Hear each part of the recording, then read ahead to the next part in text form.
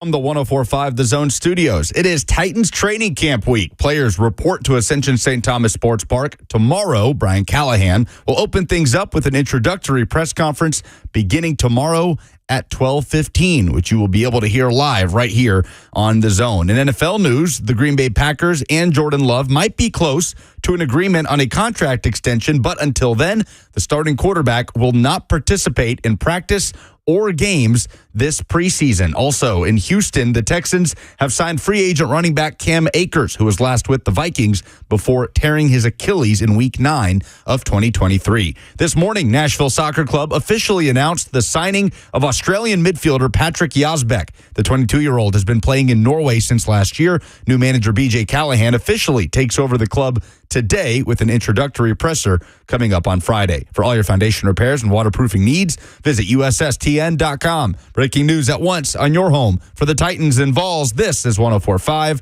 The Zone.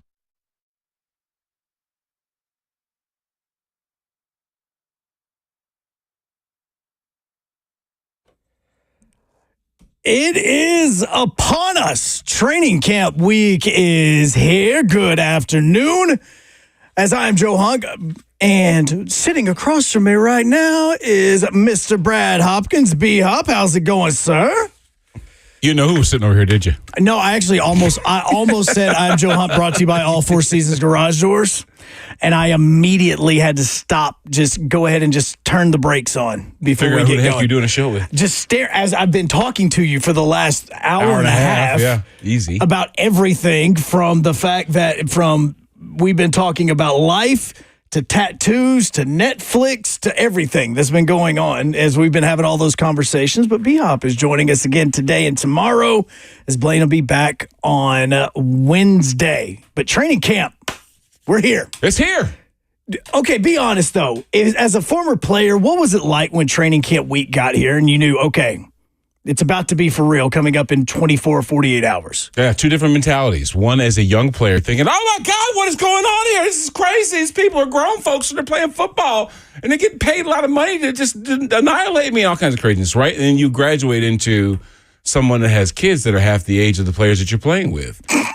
And, camp is different. It's a more manageable situation. You now bring more value, so they're not going to use you in any sort of way that would expend you before the season starts, right? Right. So just being smarter as your years progress. Now, not everyone has the luxury of playing 13 years, and I use that term loosely because it might have been a blessing and a curse, to have played that long. But when you play that long, you're growing older. I started the game in my mid-20s, and I left the game in my mid-30s. So the difference was, as a younger player, you're still trying to figure things out, man. This is new to you. It's scary. You're not used to your environment. You're still trying to, make a name for yourself, get acclimated with playing with grown folks because you came from college not that long ago to being someone that is vested in the league. And you've been in 4 or 5 years now, graduate to double-digit years. And you're like, who's this young puppy dog here? Are you kidding? That's the difference. You can look in their face when they walk in, and you can say, "Yeah, that guy's lost." Bro, still. You know how when they it's a terrible analogy, but just work with me here, okay? When they bring in the new inmates, how they line up the fence. Hush, Ron, be quiet. And how they line the fence and they start talking about fresh fish, all that stuff, and trying to figure out which one's going to break, right? Right. You can already determine when this cat gets off the bus. And it's a euphemism because they're not literally bringing them in on buses. You know what I mean? Sometimes they drive their own cars in. Yes. But either way, you can tell the guys that are wide-eyed and you're like, oh, my God, it's going to be a problem for him. Okay, let me pause the pause. Are you talking first rounders, second rounders? Or are you talking about those guys that got invited to camp because they're the undrafted guys? See, there has to be a level of swag that you have with you as a draft pick, right? And a level of accomplishment to say that amongst all the thousands of kids that wanted to get drafted that year, you were fortunate enough to be the one of the 260 or whatever it is guys to do it, right? Right. So there's that level of confidence. But what about the guy that just maybe was surprised that he even got the invite? And then you start getting there and you start to see the size and the speed, maybe because you come from a small conference or something. Or you just didn't even see the field as much to be competitive. Think about that. Absolutely. And all of a sudden you're looking at dudes, like SEC men walking around. Oh, you know what I mean? Trust me. Again, when I got to college and playing baseball, I looked around at all the D2 guys. I'm going, man, y'all aren't that big. And then, like, for some reason, I would, like, roll up on an SEC guy, and I'm going, there's the difference. There's the difference. God dang SEC pitcher, 6'6". Yeah. Why does the ball sound differently when it comes to that? Yeah, exactly. This ain't no D2 pitcher. Well, that's what I'm saying, So, anyway, that's the difference, and you can see that in some guys. Now, some guys surprise you. Like a guy that was picked the last pick of the draft, looked wide-eyed, looked almost fearful. It was crazy. And he asks you, hey, you know what? I'm not sure I'm going to make this team. You mind if I just stay with you for a few weeks or maybe until this thing sees itself through because he's thinking he's going to get cut? Absolutely. Ended up being my roommate for the first year of our playing days. I was wondering if you were being specific about that or not. Like, I was just like, I know a story about a guy that did that. But see, what he would do is then he would turn that whatever anxiety that he was having, he would turn that into fuel, which is what a lot of us do, especially if you've experienced some crap. It's easy to go into that moment and tap into that to let adrenaline take over. You know what I mean? Absolutely. And he commanded that as a young player to then make a name for himself. We called him Scrappy back in the day. Because Scrappy Doo. That was Scrappy Doo right there. Wait, he was Scrappy Doo? Like, is that where it came from? Oh, my heavens. Short. Yeah, because you remember Scrappy was a bad boy. Scooby didn't want none of this. He didn't want none of the smoke. No. But Scrappy wanted all the smoke. Scrappy wanted everybody's smoke. And that's why his nickname was Scrappy. Y'all call him Hitman and all this other stuff. He was Scrappy because nobody wanted to get into it with Scrappy. And look at how it turned out. So that's what happens. Go over there and ask Frank Bush what they used to call Blaine back in the day. Because Frank was our quality control linebackers coach back in the day. He used to get the defense set. Absolutely. For the offense. We all used to call him Scrappy. Okay. Now I never knew the whole Scrappy thing at all. Didn't know that. Didn't know you could play a football game inside of a mall either. And now those are things I've learned know the last 48 hours. The rest of the story. Thank you for that, Paul Harvey, and good day. Good day. But I didn't know that. And no, I also didn't know you could play a football game inside of a mall, which I found out 72 or 48 hours ago is a real thing that the AFL actually did. Like, Jeff Fisher goes, you know what? We're playing the Arena Bowl, and we're going to do it in a shopping center. Well, hold on a second now, in the middle of, like, the cafeteria. You made this a point to bring up to me that WWE or whatever it was did it back in the day. They did it in a mall. It was multi-stories. Oh, where was this mall at? It gave 100%. Anybody that is over the age of 30 remembers the day that WCW Nitro was in the Mall of America. It was the very first episode of Nitro, and it was in the Mall of America. I get on social media. I thought this was Photoshopped. I went, there's no way they're playing this in the game. I honestly, truth be told, I thought this was a created team in the college football video game. I truly thought somebody built this. I did not think this was a real thing that actually happened. This is an arena football team, though. It's not like 100 yards. 140 with the end zones or whatever. They play in hockey. It's the hockey rink, right? I mean, that's what they play on. It's a hockey rink. But so why is it shocking it's in a mall? Because you've never seen one in a mall. What mall was it anyway? It was one in East Rutherford. It was the American Dream Shopping Mall. It's got to be like multi levels. Oh yeah. It's not like having an arena game in the Cool Springs Mall. Which you could probably do. I mean, trust me. Where would you put an arena? SEC Media Days has been in the Galleria in Birmingham so many times. There's been times where nobody else has even been in the shopping center at all. You could have totally put a football field in the Galleria shopping mall. 100%. There's a hotel attached, though. Yeah. There's not a hotel attached to any of these malls around here. No, but still, this is inside of a mall. And from the picture I'm seeing, there's 3 levels.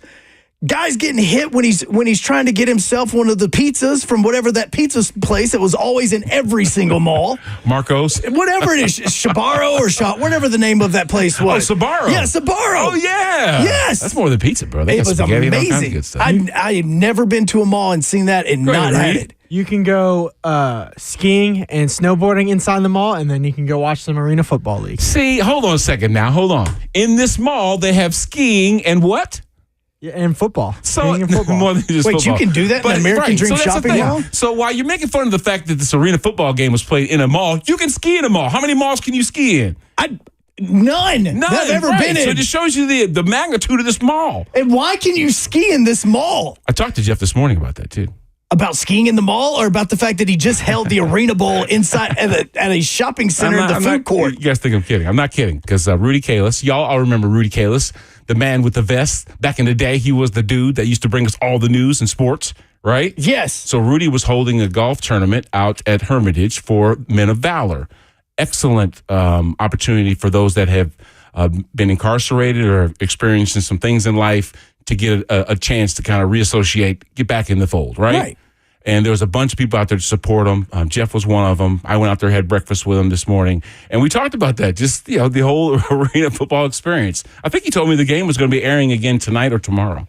So somebody actually picked the game up and they wanted to reshow CBS. it. Look, I'm telling you, as much as I make fun of it, nobody has talked about the AFL until this game. Like, we've mentioned, oh, hey, the Cats are here. Like, we said that. Mm-hmm. But outside of that, there was like nobody talking about this whatsoever. Do you know how many people in America was looking at the highlights or the videos or anything that was coming from this football game over the weekend just because it was played at a mall? Now, as you've been talking about, Reed has also been researching this thing.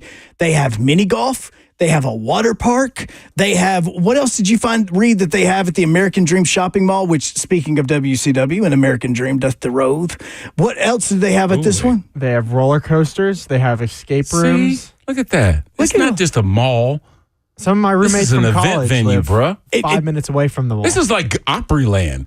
Oh, no. Look, there's no way we could have a football game inside of Opry Mills. Oh, yes, you could. Not Opry Mills, but Opryland. Opryland has a bunch of event space. Oh, well, no, yeah, absolutely. It's the same thing, and it's like right up next to the mall. Could you think about having it at Opryland where they took out like one of those areas where there's all the trees and all this stuff, and you take that out and you put a football field down and everybody's watching on the balconies? You talking about the Rainforest Cafe? Yeah, the Rainforest stuff. Stop that. Yeah, no, it's amazing. It's great. No, I love that little area, but I'm just saying that's what we're looking at with this. It was the craziest thing ever I've ever seen.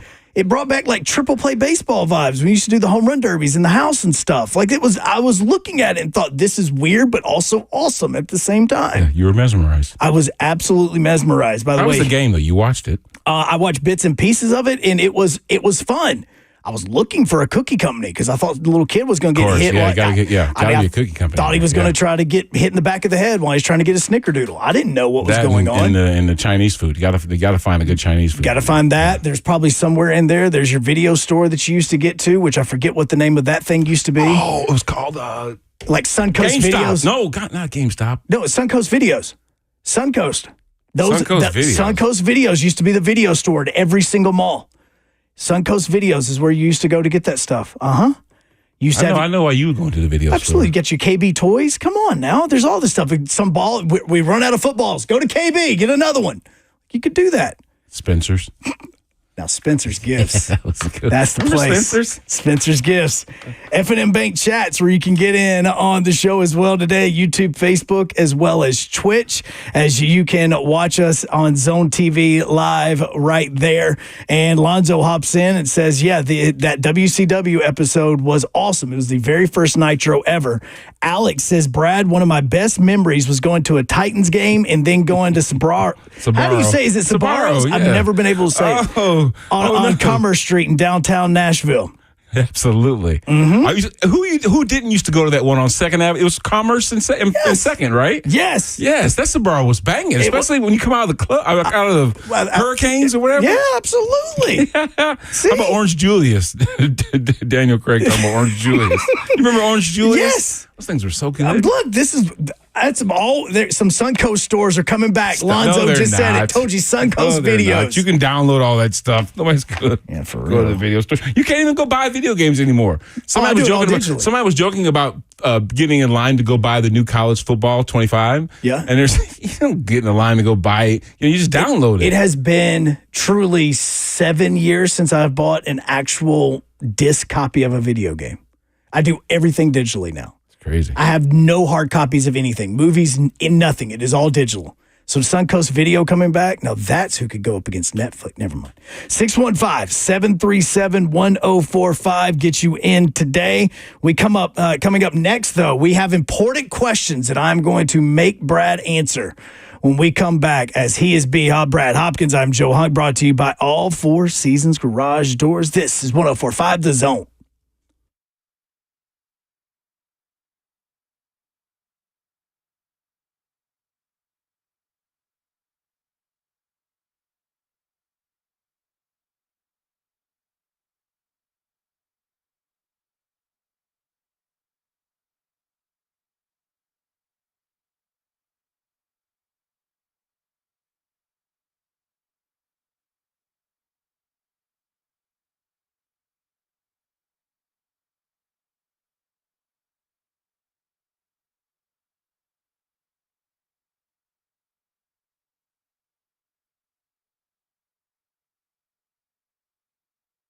Hey, this is Blaine Bishop, and I want you to know if you have ever heard about peptides. And peptides are shaking up the fitness world. And they are naturally occurring aminos in our bodies. And as we age, they start to decline. And at some point, they may need to be supplemented. This is why our workouts can stop being productive at the gym. It maybe you feel like you've hit a wall, or perhaps you feel tired all the time. You may be struggling to stay awake in the evenings when you get home from work. Well, if you have the thought that this is just a normal part of aging, it doesn't have to be that way. Peptides are proven to increase muscle and performance, burn fat, and help with recovery between workouts and more. And peptides can even help with motivation and mental clarity. These are safe, naturally occurring aminos, not pharmaceuticals. A natural and holistic way to get your body back to peak performance. Plus, Edge Peptide Therapy has the most comprehensive blood panel around. So when you go to Edge, you will know exactly what's going on inside of your body and what it needs to get back to peak performance. Just like I did. So feel better from the inside out. So go to edgepeptide.com. Yes, that's edgepeptide.com, or you can give them a call at 615-724-1878. That's 724-1878.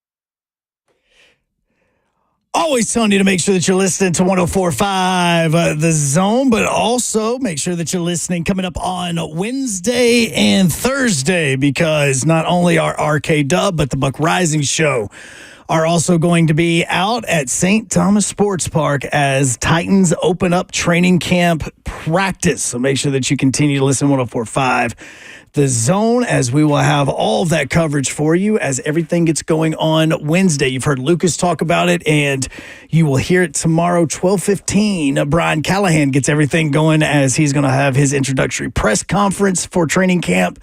Coming up then, right after him, will be Rand Carthon. You'll be able to hear both of those on 104.5 The Zone. But we've had some people hop into F&M Bank chat as I have had to research some things that people were talking about, because I do not remember the store Romancing the Stone. I don't remember it. I didn't either. So Daniel says he always liked going into the hippie stores like Romancing the Stone. It's the one that you walk by and you could smell the incense burning.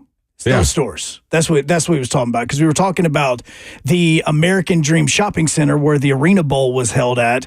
And by the way, Reed told us during the break that he has some buddies that live right down the street from this. The American Dream Shopping Center is right across the street from MetLife in New Jersey.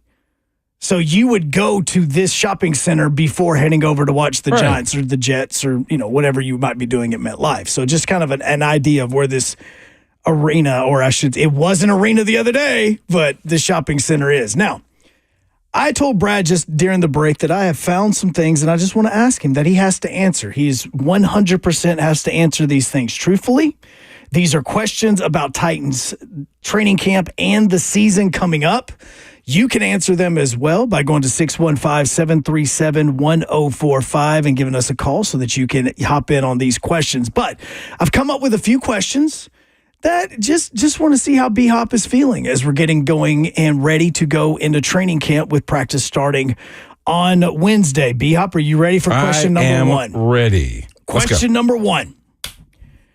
The last time that the Tennessee Titans or Oilers had a 4,000-yard passer was 1991. Can Will Levis do that in 2024? Now, before you answer, I'll give you a second to think about. This would mean that he would need to average 235 yards passing through the 17 games. Just an idea of what we're talking about when it comes to a 4,000-yard passer for the Titans. Again, it's been since 1991. Can you guess what the number one movie was in America the year of 1991? Jurassic Park. Close. That was 1994. The number one movie in America the year of 1991 was Terminator 2, followed by Robin Hood and the movie Home Alone. So this is telling you how long it's been. Robin Hood, Prince of Thieves, Kevin Costner. Legit. Last year, 494 attempts by anyone that threw the ball wearing a Titans uniform. That's Will Levis, Ryan Tannehill. Yes, that is Malik Willis. That's Derrick Henry and DeAndre Hopkins in the one attempt that he had. But I think Will Levis playing 9 games through last year for 1,800 yards, a little bit more than that. That is those numbers that you're talking about to get 4,000 yards. First off, that will be an exceptional passing performance, regardless of what quarterback was back there. Now we're asking Will Levis to do it.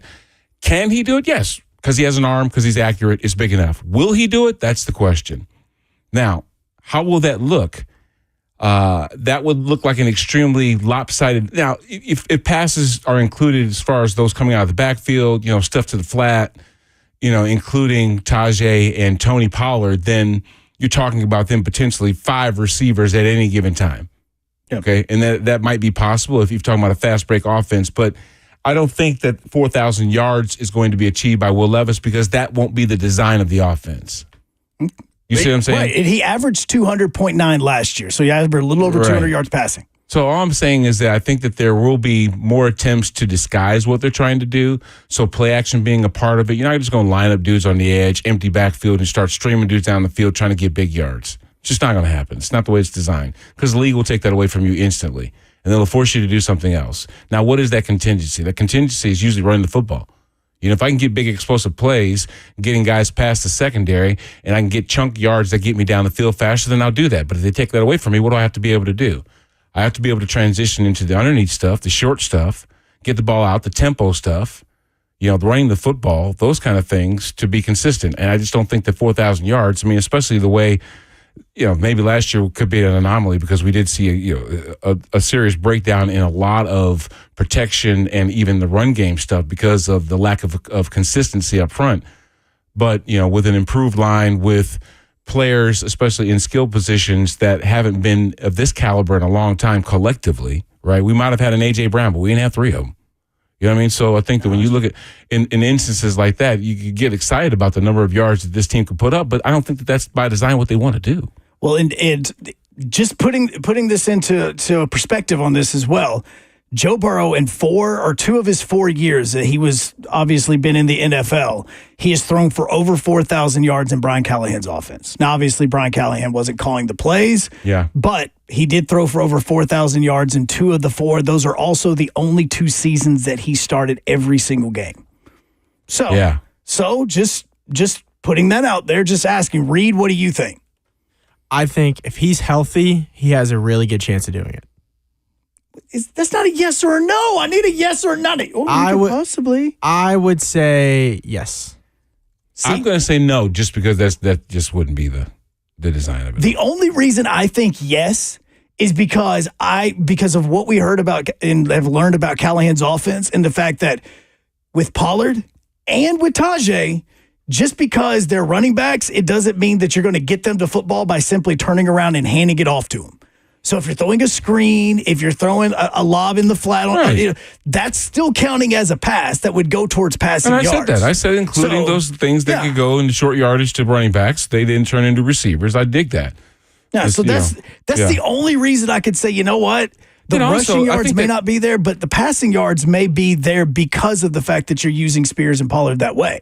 DeAndre had 75 receptions last year for 1,057 yards. You know, how many footballs are there to be able to give at least 1 or 2 of those guys those kind of numbers consistently? And it'd have to be 3 to get to 4,000. How many? So you said Jamar Chase. Who? In other words, who are the receivers that Joe Burrow accomplished 4,000 yards with? Was it Tyler? You know, Tyler Jamar, Boyd. Tyler, Jamar, and who else? All right, so the receivers that Joe Burrow had that year, Jamar Chase had over 1,400 yards receiving. Okay. T. Higgins had over 1,000. Tyler Boyd had over 800, and then you had C.J. Uzomah had almost 500. That's throwing the ball around the yard, bro. It absolutely is. I mean, they were chunking it. Yeah. And you know, I would hope that protection would afford this conversation, right? You got to have time for the guys to get down that far in a route, you know, before. That goes back to the whole blocking thing and having an offensive line. See, bringing it back to the forefront of offensive line play, why is that relevant? Because that determines how many steps those receivers get down the field before that ball's got to come out. You know? Yeah. If I can run a go route because I have the luxury of sitting back there and burping the baby until the guy comes open, you know what I'm saying? Great. But more than likely, I mean, especially from last year, that wasn't the luxury. It wasn't the case. That thing's coming out like when Peyton Manning was killing people in that 3-step. 3-step and that rascal's humming. Why was Marvin Harrison his best receiver? Because that thing was coming out quick and Marvin knew where the creases were to sit down. So Daniel asked the question, how many attempts did Joe Burrow have in that season? So the one year that I'm looking at specifically was the 2021 season, which was the year that the Bengals did go to the Super Bowl. He threw the ball 520 times, which means he averaged a little over 32 passes a game.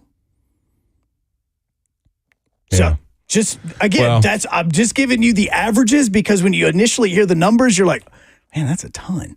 But just letting you know, for 4,600 yards passing in 2021 was that way. Now, that was the offense that Callahan kind of is bringing to Tennessee. So that's the reason why I asked the question. I mean, that's only it. Now, we're getting some comments on the F&M Bank chat. Lonzo says, who's this A.J. Brown person? He's dead to me. That was just what Lonzo was saying. So you also have the fact that, don't forget, Callahan had a winning record with Jake Browning, who no one even knew until last year. I'm excited to see what Callahan can do with Will Levis. That's what Alex was saying on the F&M Bank chat. Social Dweebs Sports Networks. First off, he says he's an AFC North fan. He says everybody who's not a lineman will get catches. And some linemen might. I mean, I'm about to say that too. Some you might send JC out there in the flat, like you did Taylor Lewan. He might catch a ball or two. Big Jeff has went in as a he's a blocker before. Yeah. I mean, doesn't mean that there was not a package in there somewhere where he could make a catch. Listen, I'm not disagreeing that he's going to be throwing the ball around the yard well more than we've seen traditionally here in this. When you're talking about Eddie George, Derrick Henry, Chris Johnson, you're talking about running the football. Okay, so that has been the mentality here. Will it be different to see them sitting back in passing situations from first down? Like, hey, you know what? This is something we're not going to tenderize you and soften it up. We're going to start throwing this thing around, right? That's a nice luxury to have. Absolutely. But I'm just saying, you've got to be able to also be able to balance that out with what they know you're going to try and do. With having the next course of action. Yeah, I mean, look, there were things that we thought that Traylon Burks was going to do on the regular a couple of years ago and last year that we never did, and that was even the end around, like, wide receiver jet passes, like those little, hey, I'm running in front of the quarterback and he's just going to do a little tip pass to me and I'm going to run with it. Like those things that we thought that we were going to see in the offense because Burks did those things in Arkansas that we never did. Again, that would go towards passing yards. So it's more not as far as the number of the offense, as far as how much yardage are they going to put up as a whole when it comes to the offense. But some things that we would normally equate to a good running game, I feel like Callahan may turn it around. And it will be because Burrow was throwing the football forward, even if he only tossed it forward 1 yard. Yeah, I saw a play over the weekend, and I don't know when it was. It was Arena obviously football. No, it wasn't in the Arena. American Dream It was the Shopping Chiefs. Center? It was the Chiefs. Okay. They're basically doing some of their OTA stuff, and they showed a play where Patrick Mahomes was scrambling to his left because he got flushed out of the pocket. Xavier Worthy got behind Brian Cooks, cooked him basically. And, it was a big play. And they were saying, well, this is what you can expect. Yes. The dude that ran the fastest 40 in combine history is now connecting with Patrick Mahomes. Yes. Now, that can possibly happen. I can see that. Protection wasn't a premium in that situation. And like some people on the chat are mentioning, Joe Burrow was running for his life in instances where he threw for 5,000 yards. So it can happen. But then that's also what you would expect from that type of receiver group that can then get themselves open too. If there are so many options out there that Will Levis just has to pick from one, you know what I mean? Because you can't cover all of them. Then shoot, that thing will be coming out with some sort of timing, and there will be big yards amassed. So somebody brought up the sacks. That season, Joe Burrow was also sacked 51 times. Man, and you hope that he can 51. hold up. You see? And Joe Burrow is not a small dude. Well, neither is Will Levis. But you just don't want to hand the keys to the castle over to Mason Rudolph in the middle of the season. Now, one more question before we get to it that I'm going to see what B-Hop can answer on. And as well, you can hop in on the F&M Bank chat, as well as give us a call at 615-737-1045. What will you be watching more? NFL preseason games, or will you watch more Olympic basketball games? Because people forget, opening ceremonies for the Olympics is coming up on Friday.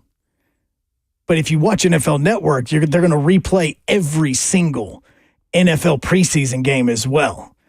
So you're just giving me an out. No, Why I'm would just you do telling that? you. Okay, so what I'm going to say is I'm going to watch the basketball games because I know that I can catch the preseason game later on because they're going to re-air it. Just like you said. We're going to watch the Titans ones. We know we're going to watch those. But I'm just saying. Yeah, but you're watching for a different reason. You're watching preseason. Why? Because there are going to be some roster competitions that we want to see. We have never seen this offensive line that's supposed to be better than last year when it matters. When the chin straps are buckled, when the shoulder pads are on, when they're doing one-on-one drills against Big Jeff and Tavondre Sweat and the likes, right? Sebastian Joseph Day. And we're going to see if the offensive line's getting beat by a drum or if they're looking so nasty that, oh my gosh, we can start saying 4,000 yards. Why not 5? You know what I mean? So that's the conversation going to be had in preseason. Pilgrim. I'm just saying. 5,000. I'm joking. I'm being bullcrap. Extremely sarcastic. 5,000. I'm being funny. I'm just saying if all of a sudden this line comes and just start Because you know what's going to happen in January? You're going to go, hey, Reed, can you go Run it back, in baby. July, Go back. It was before training camp. The Joe 22nd. asked me the question. And I'll write it down. And I said that he was going to throw for 5,000 yards. And they're at 489 right now. And I'm not even just talking about Titans preseason games. I'm just talking about preseason games in general. Right. Because, look, with Peacock now, you can watch every single Olympic basketball game, men and women's. But what you're asking me is where will my passions be drawn to first? I can catch the basketball games later on, too, on the NBA channel. So I can appointment listen or watch, or I can go back and put it on my DVR or whatever and go watch it when I want to watch it. But what will draw my interest first? That's going to be curious. It's going to be curious to see, I want to see in the first few plays of a preseason game, the starters on the field doing things that we're going to see during the regular season. But that's going to be a short sample size, right? It's going to be 3 plays. Exactly. So after that, then I'm going to check out. Unless there's some competition I want to watch between some guys trying to make the roster. But for the most part, I just want to see what the starters look like. And then once they leave the field, then I'm out. Let's see. Last year, what was it? Game 3, Tannehill went on the field, and I think he did 3 straight handoffs, and he was out. It was something along those lines. He was one series because he just wanted to get on the field. And he just wanted to see another helmet on the opposite side. I can't remember what it was, but it was one drive, and he didn't really do anything. But that's what you're mentioning it. Right. You don't expect him to be out there. I don't want you wasting your reps in preseason, especially if I need you for 17 weeks. That don't make no sense. 615-737-1045. You can also hop in on that FNM Bank chat on YouTube, Facebook, as well as Twitch. He is B-Hub. I'm Joe Hunt, brought to you by All Four Seasons Garage Doors. We continue next on 104.5 The Zone.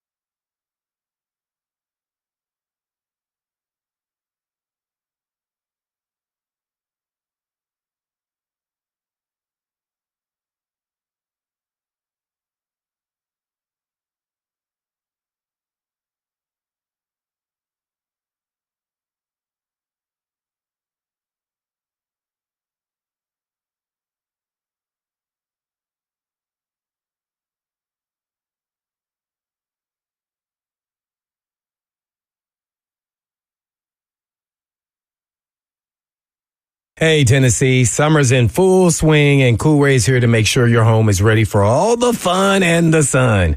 We've got some sizzling deals that will keep you comfortable and worry-free all season long. So ensure your family stays hydrated and healthy with free water quality testing.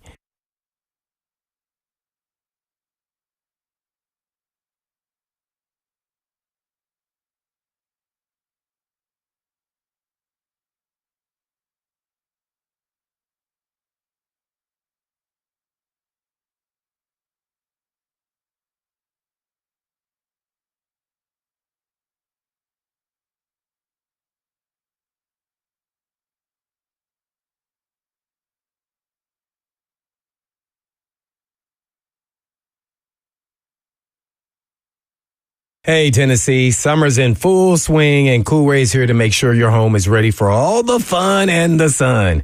We've got some sizzling deals that will keep you comfortable and worry-free all season long. So ensure your family stays hydrated and healthy with free water quality testing, because nothing beats a refreshing drink of pure water on a hot summer day. So get ready for summer activities with a $500 off tankless water heaters and $250 off tanked water heaters.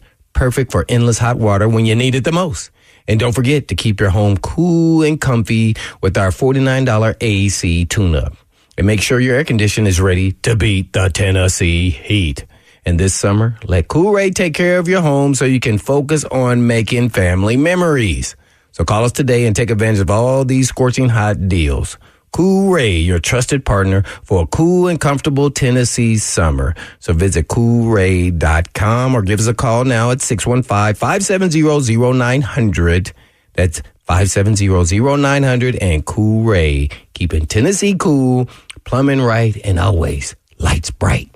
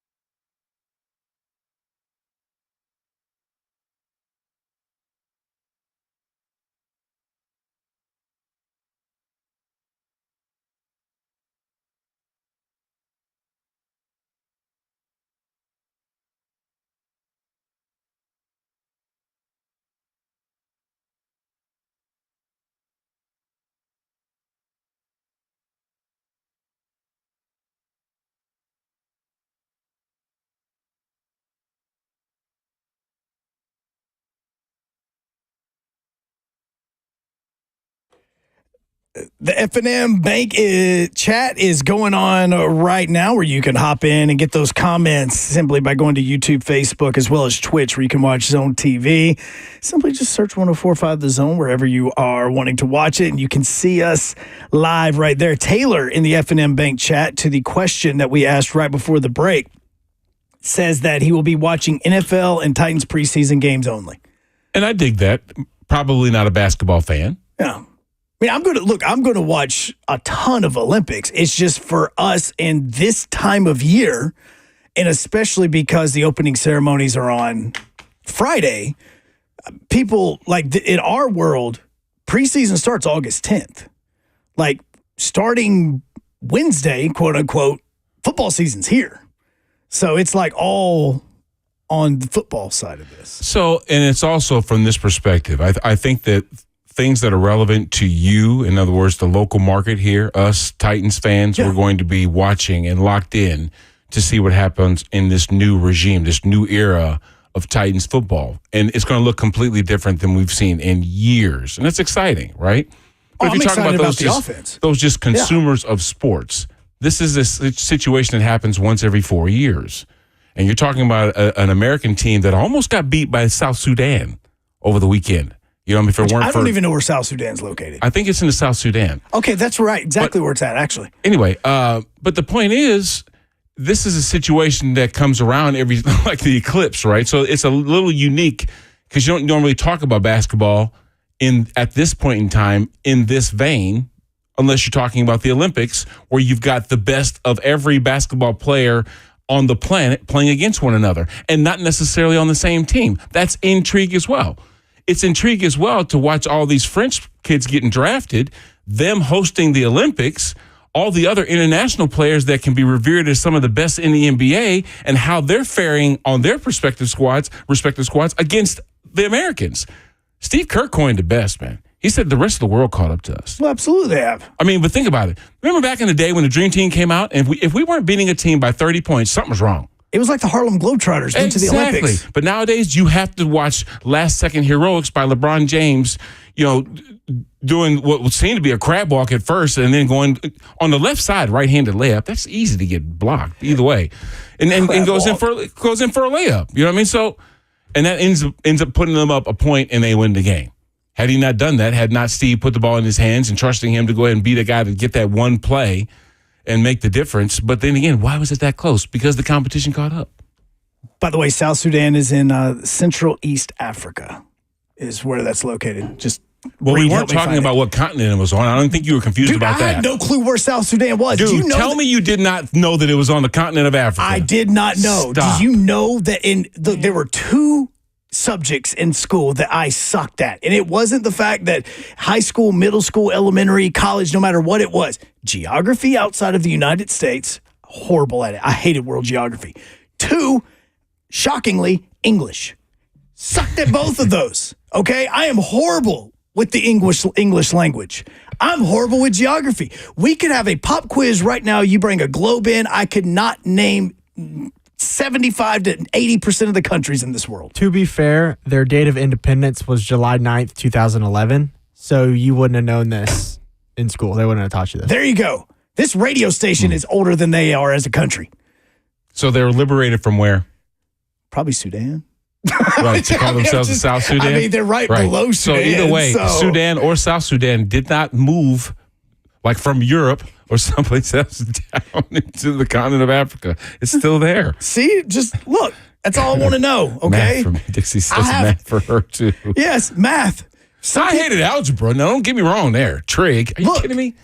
To this day, my wife still needs help with fractions. The other day, why do you use fractions? I can understand her plight. Well, when's the last time you used a fraction? I use it all the time in baseball. You lie like a rug. I do. How do you think you figure out batting averages? I thought you were talking about like percentages. Yeah, well, that's a percentage. Like what you do is if you are using the percentages, like you're using fractions to figure out your percentage.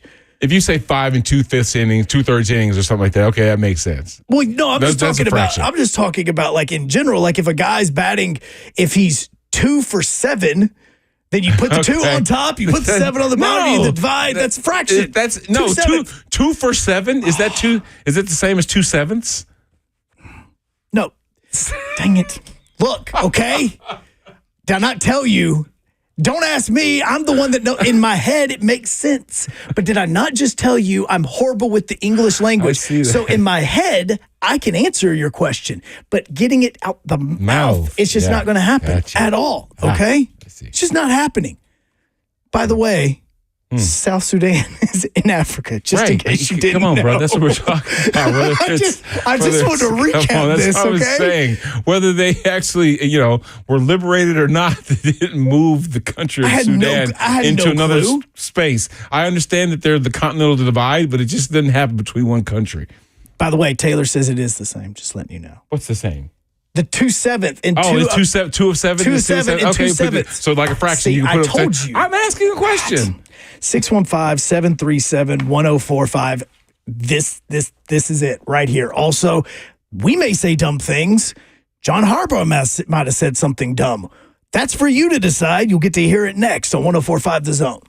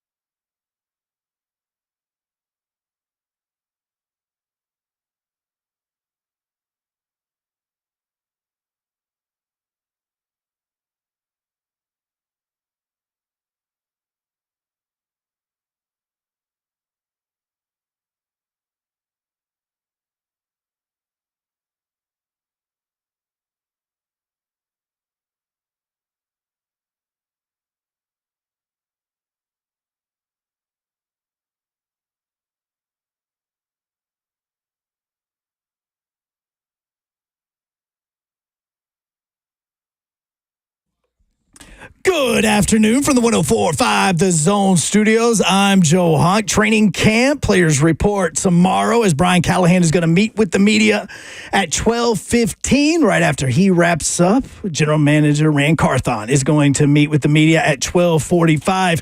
Both of those press conferences will be heard right here on 104.5 The Zone. Before the end of the day, Packers quarterback Jordan Love could become the highest paid quarterback in NFL history. That is according to Adam Schefter as the Packers get going with their training camp. For all your foundation repair and waterproofing needs, you need to visit USSTN.com.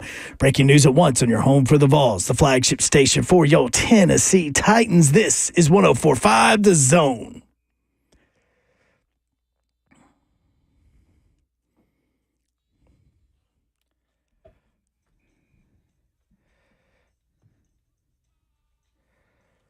Second hour, final hour, best hour here on 104.5 The Zone. Good afternoon to you. You can get in on the phone line 615-737-1045 as I'm Joe Hunk, sitting in for Blaine Bishop for the next couple of days is the man that's been sitting across from me for the last 2 days. That would be Brad Hopkins, the last 2 days being Thursday or Friday. How's it going, sir? I'm doing fantastic, man. It's good to be in here with you. Absolutely. We always have fun. We do have fun. Majority of the time, it's arguing about fractions, which we will continue to talk about. We're not arguing about fractions because I don't know fractions like that, but I'm just saying. No, we were wondering what discussing context. what the context was of fractions because that's how you get percentages is through fractions. But that was what part of the conversation was about It before actually we went to stemmed break. from you not knowing that the South Sudan was in Africa. Yes, because I don't know geography. I'm that led horrible to at math geography. and yeah. If you went and found my transcripts, which I hope to Heavenly Father, there is no way you can do that. If you went and found my transcripts, you would see I did amazing at American history. But when we got to world history, horrific. If I could avoid world history, I absolutely would. And part of world history is they will hand you a blank map and they will say, fill it out. And I cannot do that to save my life. So no, I had no clue where South Sudan was. So, and that stemmed from what you're going to be consuming this weekend or when the preseason starts, when you're talking about an Olympics going on in the same year that we're talking about newness in Titanland, which is going to garner more attention and I guess for Titans fans, it is probably more curious to find out the Jimmies and Joes they're going to be packing Nissan Stadium versus, how the basketball team does, in a situation where really, who cares? I'm laughing. I wasn't laughing at you. I was laughing at what Taylor said on the F&M Bank chat. He goes, in a way, if you think about it, South Sudan is a fraction of the former nation of Sudan. So it's basically like 1/3 or 1/4 of what Sudan is. Just since we're popping and throwing this into fractions, that's how it's going. That makes sense. Absolutely. Now, there are 32 starting quarterbacks in the NFL, which means based on our math, Lamar Jackson would make up what percentage of quarterbacks? 1/32. That is correct, which is what? Are we talking fractions or decimals? Yes, it's fractions. It's 3%. Okay. 1 divided by 32 because it's 132. 132. Anyways, John Harbaugh met with the media. Fractions. Go ahead. Glad you didn't ask me. I'm glad I didn't ask Reed. Actually, as I asked. Technically, I was right. 1/32. That is 100% Go correct, ahead. which is 3%. He makes up 3% of the starting quarterbacks in the NFL. Now, John Harbaugh met with the media just yesterday, and he had this to say about the MVP. There's a lot of great things said about Lamar, but there's a lot of stuff that's said that you got to just scratch your head about and kind of wonder, what's that person even thinking, So, but we take it personally. Lamar's a guy all his life. Lamar Jackson has been a guy who's been answering those same questions. I'm talking about since he was a kid, junior high, high school, college, the draft, the success he's had in the National Football League, and it still comes up. Okay? He's still growing. He's got a growth mindset. He's going to get better and better, no doubt. But what does he have to do to prove himself to some people, right? And so the thing for me is it's talking about vision again. There's a vision. And I believe the Ravens and we've always had a vision for Lamar Jackson. It started with Lamar's vision and his mom's vision when he said he was going to be a quarterback. He was going to be a quarterback in high school. He's going to be a quarterback in college. He's going to be a quarterback in the National Football League. And we bought into that. We embraced it. We built an offense for it at 19. We're building another offense for it in 23 and 24 going forward, right? The next iteration of our offense around Lamar Jackson. Because in my opinion, the vision for Lamar Jackson, and it's a vision, it's something you see it like it's already happened. You can see it like it's already been done. The victory has already been won when you pour into a vision. And the vision that we have together is that Lamar Jackson is going to become and be known and be recognized as the greatest quarterback ever to play in the history of the National Football League. Your face. No, the face okay, you just listen, made. You're like, okay, so listen. He said that. And I don't think there's anything wrong with it. No. Well, first off, he did mention some things, and I have to say, in quotes, in his opinion, and he also said his vision, okay? His vision was to create Lamar Jackson in the same parallels that we're talking about Patrick Mahomes. They're talking about Patrick Mahomes like he invented the football. Like there's never been a better quarterback that's played that position. This is from national pundits, too. Oh, people are here talking about this, right? Look at today, for instance. You mentioned it earlier. The pass that they showed of Mahomes. Right. Throwing to Xavier Worthy. Like it's Mahomes was going to his left, was able to set his body and just looked like he just flicked the football. And Worthy makes this amazing catch because of his speed. So we're talking about, in contemporary times, someone that would be revered as the best. First off, it's an impossible discussion. Oh, absolutely. To say who's the best of all time, because I think that best conversation has too much volatility, and it covers different genres of football. You can't tell somebody that grew up watching Bart Starr that he wasn't the best thing ever. Roger Staubach. Absolutely. You go on. Name some of the other greats that play. Kenny Stabler. There's guys that were so passionate about watching the players in their era. Terry Bradshaw. Keep going all the way up until today's game. Tom Brady's part of that discussion. So as will tomorrow. Put it this way: the best quarterback probably ain't even been born yet. Well, yeah. It'll continue discussion. But the point is, and let me get back to this. Yeah. Does Lamar Jackson have all of the capabilities that Patrick Mahomes does? Absolutely, and then some. Because his ground game, which we continue to ask him to prove to us, he can never basically make everybody happy. Because if he throws too much, then we're going to say, he don't run enough. Or if he runs too much, then we say, we don't throw enough. There's always going to be some knock against Lamar Jackson's game that you're going to find. And we know the underlying issue of that because he's been dealing with it ever since he was at Louisville. But there's a reason why I watched that boy as a collegian play against Purdue in the RCA Dome, or whatever the heck they call it, Lucas Oil Field. Lucas Oil. Why? Because those guys were moving the needle. This guy was the player he was coming from Louisville, not Michigan, not Alabama, Ohio State, or Clemson, or some other team at the time that was really, really relevant. Louisville. Mm-hmm. Okay? And I just think that when you look at him getting them onto the doorstep every single time, him being almost the most indefensible player in the game, with the ball in his hands, there isn't a more dangerous player. And the fact that he's a quarterback with the ability to throw it, and you can't say he's not accurate. I'm just saying, could he possibly achieve the vision that John Harbaugh has for him? I mean, sure he could, being revered as the best player to play the game. Well, and I think that the biggest critique for him also has to do with something that you can't account for what he does on the field because he hasn't had the receivers like other quarterbacks have had. Like, that's the other part with his game is, yes, he is a fantastic quarterback at keeping the ball alive, whether he's scrambling to make yardage or if he's scrambling to keep the ball alive.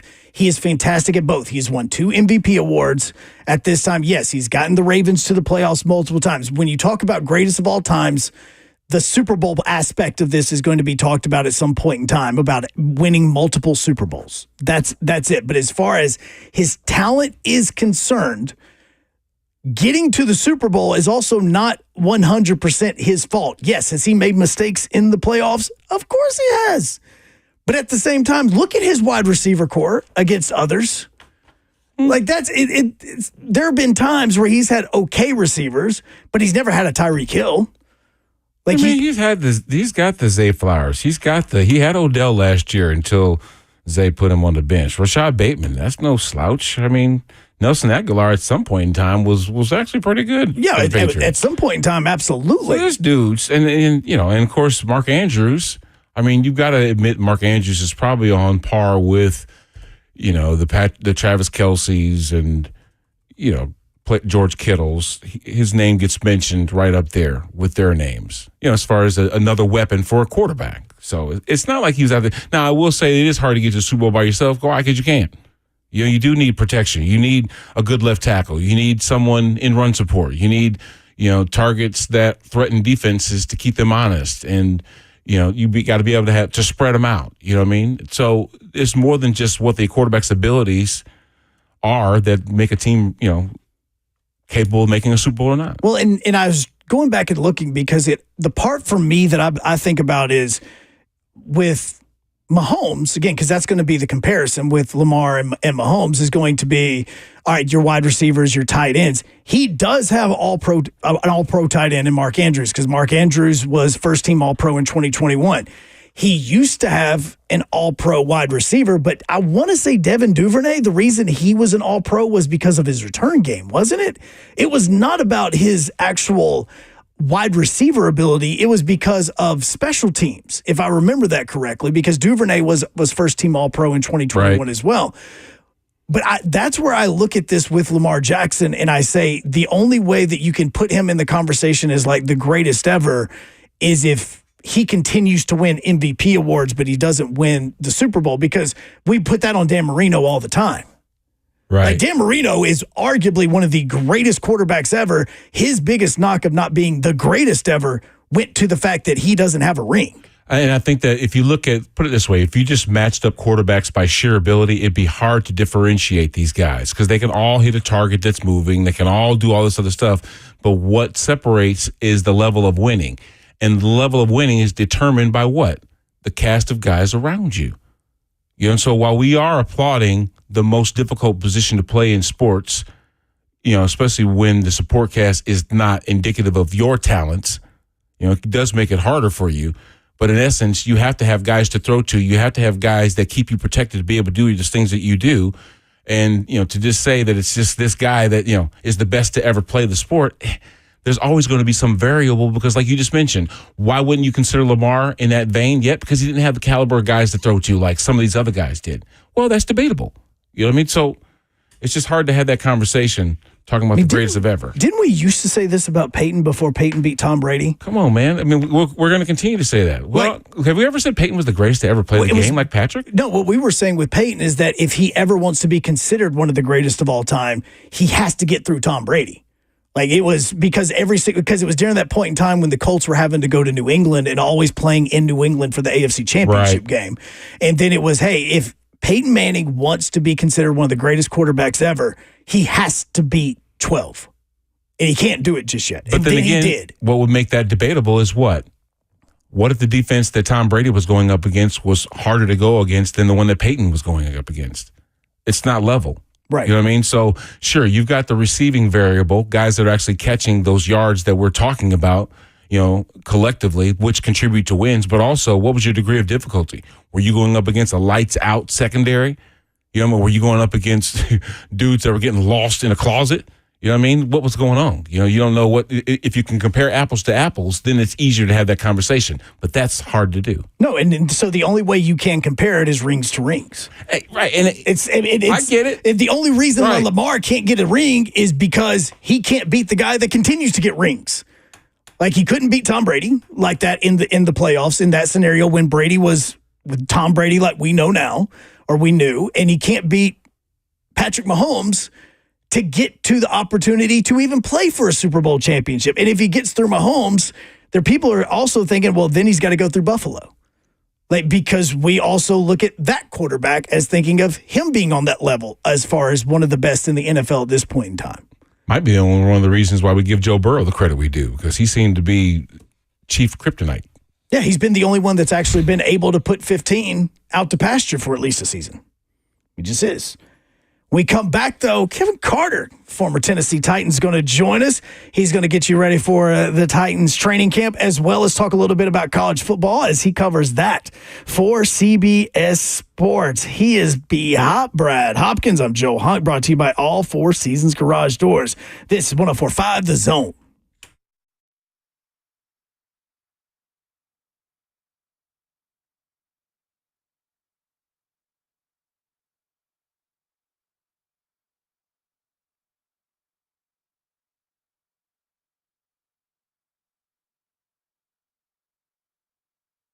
For many of you who have lived here a long time, you already know Eurofix has been in Middle Tennessee area for your European car repair needs now for 24 years. We've all gotten to watch them grow. And I don't know about you, but I love watching a hometown business take off. Well, we are now proud to announce the 5th location in Mount Juliet for Eurofix on Mount Juliet Road, right across the street from Dairy Queen. And Eurofix can serve you in Franklin, Hundred Oaks, Murfreesboro, Belmead, and now Mount Juliet. Pretty cool getting to watch a small-town mechanic starting in the barn of his backyard of a single-wide trailer and now grow to 5 locations repairing thousands of cars each month. And at Eurofix, you get a 3-year nationwide warranty and a free loaner car with every repair appointment. And all you have to do is just give them a call at 844-EUROFIX. That's right, 844-EUROFIX, or you can just visit them online at myEurofix.com. That's myEurofix.com. But I always tell them, Blaine, so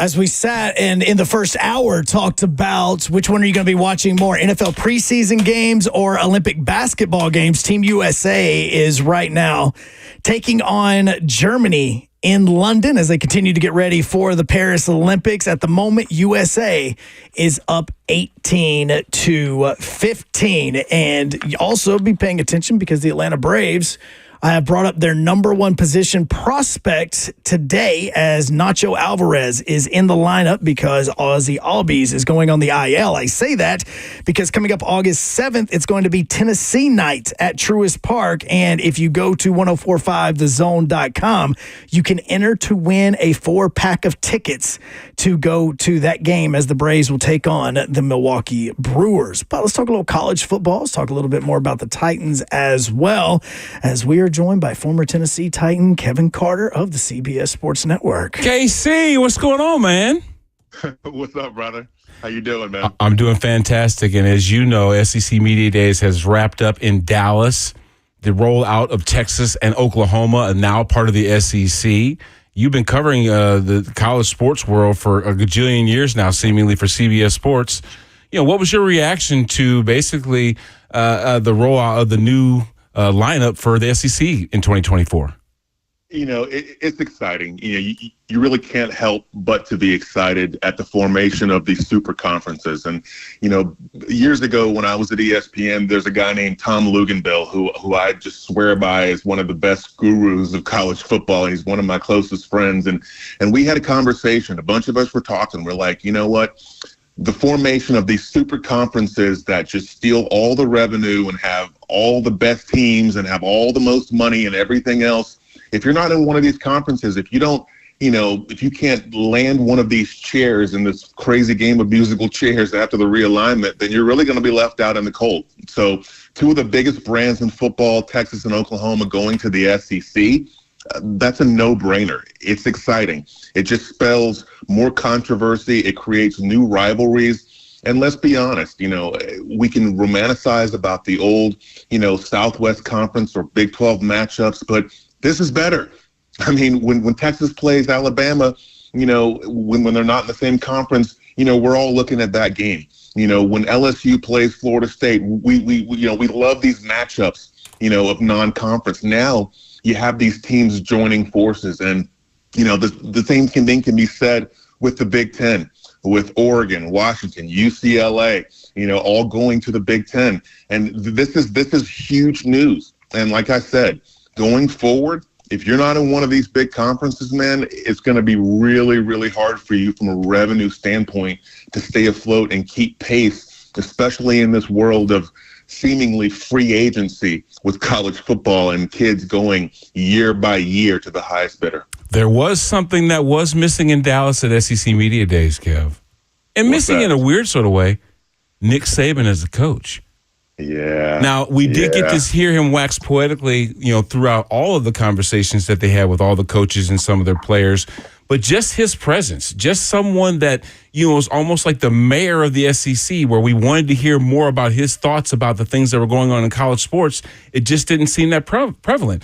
Are we expecting Kalen DeBoer or Kirby Smart or somebody like that to kind of take up that banner? And how is that job going? Well, I think that Kirby Smart has already taken over the mantle of being one of the leading coaches who can effectively replicate, if you will, what Nick Saban did at Alabama. I mean, building that machine, that recruiting, that, stacking the 4 and 5 stars up, having them trust in the development process, having them not be impatient with the amount of playing time they get, because they know if they trust, they're going to play for easily 2 to 3 national championships. That in the time that they're there, they're going to make great money. And when it's time to go to the NFL, they're going to be cultured, pedigreed, and trusted by NFL coaches because they've been developed properly and they know that they're mentally tough. You go play for Nick Saban, you go play for a guy like him, or historically like a Tom Coughlin or one of these, pardon my language, one of these hard asses, these coaches.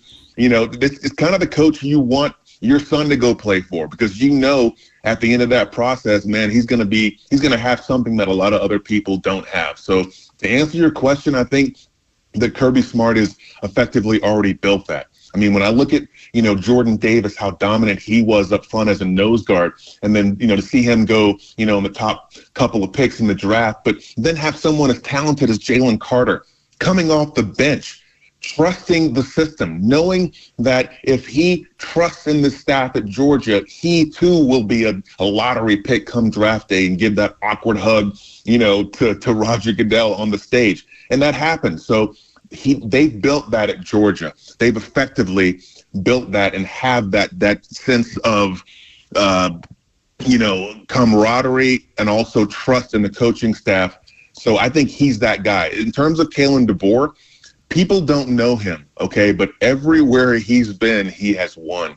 And the players love him. He is a leader of men, and I think he's going to pick up where Nick Saban left off at Alabama. So watch out for Bama as well, because they're still loaded, chock to the gills with talent. We don't care that he played against the Titans and won the Super Bowl for the Rams. Okay. We do care that he was a former. We do care that he was a former Titan, and we kind of care that he was a former Gator. There's some probably Florida transplants, but he is Kevin Carter from CBS Sports joining the show now. First off, yes, we do care. We don't care. No, we do care about that. Because you know why? Because News 2, and you didn't know about this, Kevin, but News 2 is doing a 25th anniversary of a Super Bowl trip to the Titans team that took a trip to the Super Bowl, not one that won it. He's part of it, but we still love you. Anyways, I also am curious about the fact that you have had teams in the SEC and other conferences that through their past 5 or 6 years that have been 10-win teams, 11-win teams. They've been these teams that we could say are the second or third best team in the conference, but now Texas and Oklahoma are in the SEC. What fan bases are about to get a reality check about where they are in this new quote-unquote SEC? Well, I think that I think people are kind of overshooting where Texas is. I think, being one of the most branded programs in college football, of course, they're chock full of talent, and I love what Sark is doing. I think his development going to the Nick Saban coaching rehabilitation clinic for a couple of years has really done him well. And I think that, he's got it going. But when you look historically in the Big 12, Oklahoma is the better team. They're the better program. They have something over the last 20 years, 14 Big 12 titles to only 4 by Texas. So this isn't news. I mean, so I think people are, kind of hyping them up. And I think Texas, they're going to have a different road, because coming into the SEC, Ole Miss can beat you. Mississippi State can beat you. Kentucky can beat you. LSU can beat you. South Carolina can beat you. And if you come in half-cocked against a Missouri, they'll beat you too. So every week, you're not going to have that down Texas Tech team or that those fringe teams that are in your conference. You are in the thick of it. Each week, your roster and the quality of the depth is going to be tested. So from an SEC standpoint, I think the two teams coming in have the biggest adjustment to make. Yes, we can say that Texas beat Alabama last year, and everybody's hanging their hats on that, and that's why, they finished the season the way they needed to and started looking like that team that beat Alabama, so they made it into the college football playoff, because after Alabama beat Georgia, they had to go in, and you couldn't keep Texas out because they beat Alabama. So, we have this whole, transient property of mathematics working in football, but week to week, that adjustment for these Big 12 teams coming into the SEC, I think it's going to be an adjustment. So if you're Oklahoma or a Texas fan, you better temper your expectations, because there's about 4 or 5 games on your schedule that could go either way if you're not careful. All right, I need you to take your right down the middle analyst hat off for about the next 3 minutes when I ask you this question. And Okay. Can you please explain what on earth is going on in Florida and why this team is not even looking like a 6-win team? Okay, it's easy for me to take my analyst hat off with Florida, because I have a personal interest here. And look, Florida is one of those branded programs that in which, just like a lot of branded programs, the fans have an unrealistic expectation of what they're supposed to be. And I think for a long time when we enjoyed its success under Coach Spurrier and Urban Meyer, it came at a price. I mean, after Urban Meyer left, there was attrition in terms of, the arrogance of the program, or maybe because you're winning, not putting money into the program, developing the little things, keeping your staff consistent. These are things that programs like Alabama did. Every time there was a good coach who got fired, guess what? Nick Saban's bringing him in. He's bringing in a Steve Sarkisian. He's bringing in, a Bill O'Brien. He's bringing in a Charlie Strong. Keeping quality coaches around your program and continuing the development and the collective football IQ of your program. I think some of those things weren't done, along with the financial responsibility of keeping up with the arms race. And there's really no excuse because Florida has all the money in the world. So that's one thing. When I went back there and spoke to the team a couple of years ago, and I finally saw the facilities looking like they needed to look. I finally saw the dorms and the workout facility and all their indoor practice field looking like it should look. But now that everything looks like it should look, now the onus is on the staff and the players that are there. And I told them just that. I said, look on that wall over there, guys. I said, you see those SEC titles that are on the wall? Because, they basically, you're looking at, history basically that's put up everywhere so the players can be reminded of it. And I said, 3 of those SEC titles belong to me, within 4 years. I'm like, what are you putting down in your 4 years here? How are you building this program? And so that's the expectation when you walk in and put on the orange and blue. So I don't think that mantle has been quite kept up. You're asking the question, why? Coaching, development, recruiting. I just, and I'll go a step further. Okay. My son played in the Ivy Leagues, played at Dartmouth, and then he transferred and played at Buffalo. And, I know all levels of football. And, in the transfer portal this past offseason, I saw the Florida Gators getting excited about getting a defensive lineman from Penn. Now, that's nothing against this young man that came from Penn, but I saw this young man play against my son at Dartmouth, and I saw my son down block the crap out of this guy, and they're excited, and, they're excited to get people like that. I'm like, you got to raise your standard, man, and I'm not being funny, but when you looked at Florida back in the days, there was a reason why we were the way we were. Because you look around and you see guys like me and Javon Curse and Alex Brown and Mike Peterson and just dudes, okay? That's the common denominator in football, man. You ain't going to win without dudes. You got to have dudes. You got to have freaks. You got to have guys who live, eat, and breathe football, and it comes at a price. You got to go out and recruit. You got to be sold. You have got to have all your ducks in a row. And in today's game, you've got to have your boosters and your athletic association department all and your marketing department all in line doing the best to provide the money, the sponsorships, and get these kids on campus. You got to make a deal with a car dealership. You got to get Toyota to step up. You got to get Frito-Lay to kick in or whoever. You got to do this. And Florida really has no excuse for not playing those games. And you can be someone like Dabo Swinney if you want and not want to utilize the portal and not want to do these things. You're falling behind. So that's basically where Florida is at. And I don't know if their collective staff is up to par. That remains to be seen because they've got some good players and the players believe, but you're only going to be as good as you are collectively as your football IQ and the belief of your program and the money that's put into it. And it's all a big formula, and it's been lacking at Florida so for a while. So I'm hoping that a lot of these things that Billy Napier is doing, I really like Billy Napier as a person, but man, you've really got to surround yourself with quality coaches and leaders of men where the kids can see themselves being on par with some of the best teams in the country. And so far, that hasn't happened. All right, last question about Florida before I hand it back over to B-Hop. Right now, in the state of Florida, where would you rank the University of Florida? Wow. Oh, right. Well, look, they're behind Florida State, clearly. And I think we're going to find out where we are versus Miami. I think it would be a tough game against USF. It'd be a tough game against UCF. I think we would beat FIU. I think we would beat FAU. It's a competitive state.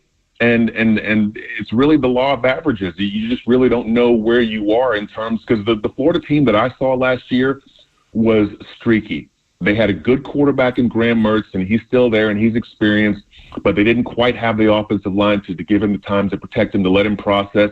And, having guys like Pearsall in space, was good at times, but, your defense was inconsistent at times, and just there were holes. There were pieces that just weren't there. So I'm hoping that they can make the jump. I'm hoping that, we'll see how we match up with Miami. But looking at Miami right now, they look good because they got a ton of grad transfers, a bunch of 4 and 5 stars who left the state originally and have come back, and now they believe in the U. And if Mario Cristobal hadn't made a bonehead mistake in not downing the ball, against Georgia Tech last year, then Miami would have a different outlook on their trajectory. But they still have dudes, and they still think they're going to do something. It's going to be an interesting game in the Swamp. Yeah, it's getting pretty interesting in Rocky Top too. Kevin Carter from CBS Sports. Nico, obviously in the building, now using what we saw last year in Squirrel White, a 800-yard receiver. Dudes that are still back in the building that are making big plays, even defensively on that side of the football. James Pierce is recognized as not only one of the best SEC players, but maybe even the best defensive players in the country. It looks like Josh Heupel's doing some things up there, rocking his Air Force Ones at SEC Media Day. Man, what do you think about the Vols?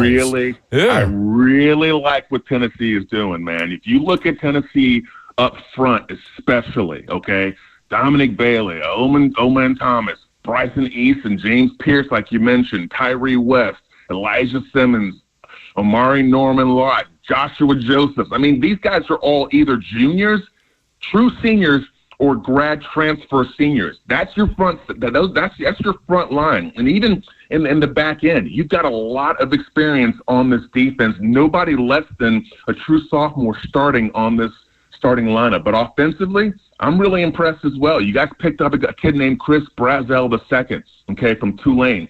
Only had 700 yards last year for Tulane, but he was a freshman. He's going to have a breakout year. He's playing your Z, and you got Squirrel White, you got Brew McCoy. You've got some dudes on that, and then the way that I like the way that it's set up in terms of how the offense functions, because when you have an offense that's been as effective and as high-flying and explosive as Heupel's approach, you get the buy-in factor, and kids start to learn to like what they're doing. And, man, it looks like they're having a ton of fun on offense doing what they're doing, just striking people deep and daring people to not put 3 and 4 guys in quarter, half-field coverage. I mean, you make a mistake with this team, they could be up 21 points on you. And I think the momentum of this program is building. But I think the biggest surprise is what you mentioned, Brad, how tough their defense is going to be this year. So Tennessee has as good a chance as anyone to challenge Georgia.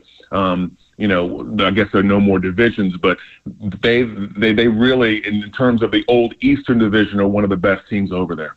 Kevin, before we get you out of here, man, wouldn't let you go without asking a Titans question. Everybody in the city is focused on the improvement on the offensive side of this, but this Titans defense, secondary is improved. Just looking at this, what are you thinking about this Titans D going into 2024? I think, you know what, okay, let me word this properly. I'm not concerned with the Titans defense.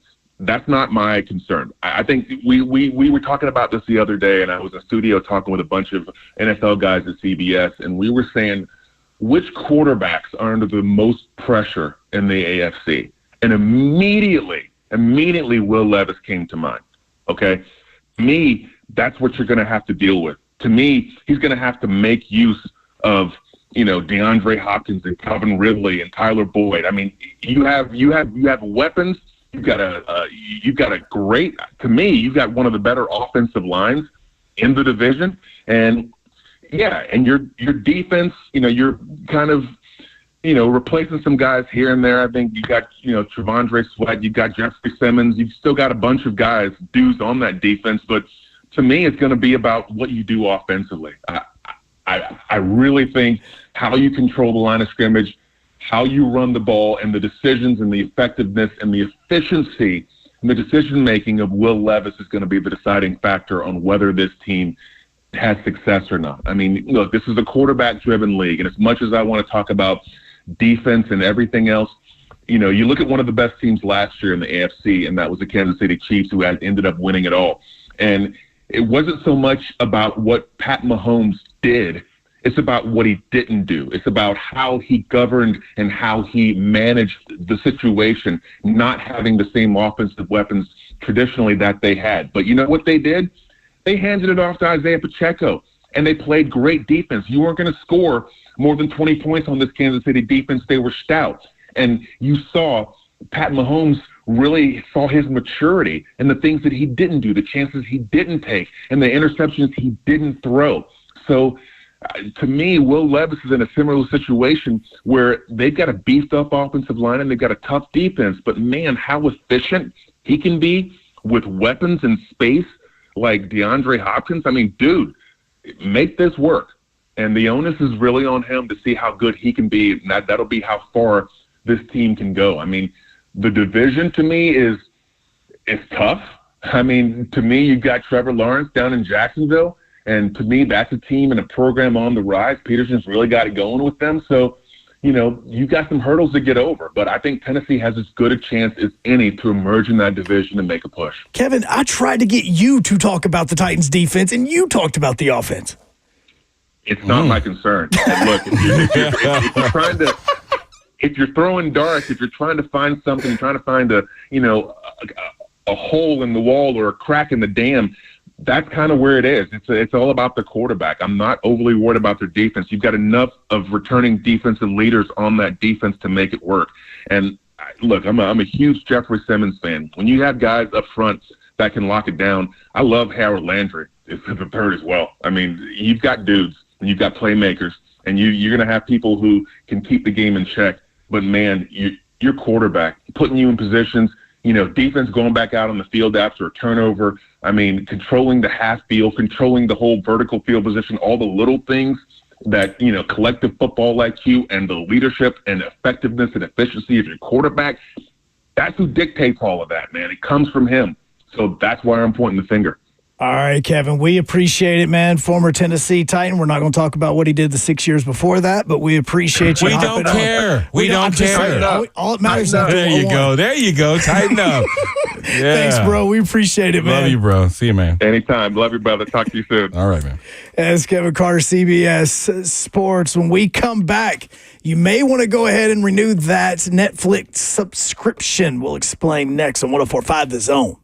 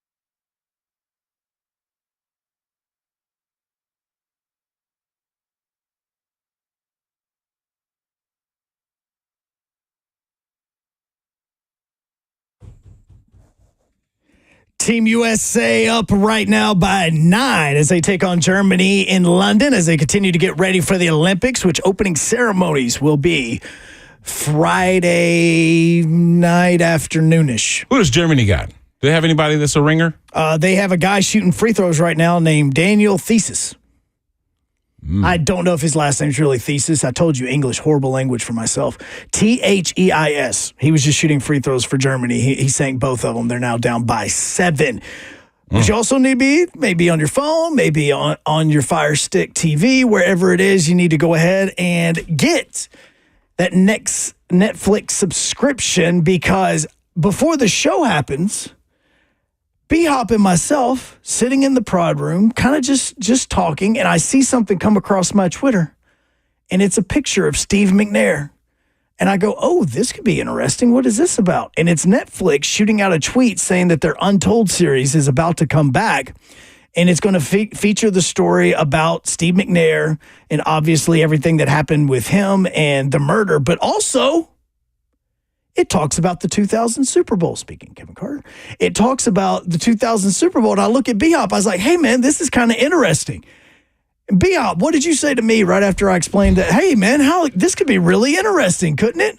You just sat back and you were like talking about how the Netflix feature was going to be talking about Steve as if you discovered something. Well, I did. I didn't tell you that they have interviewed me for that piece.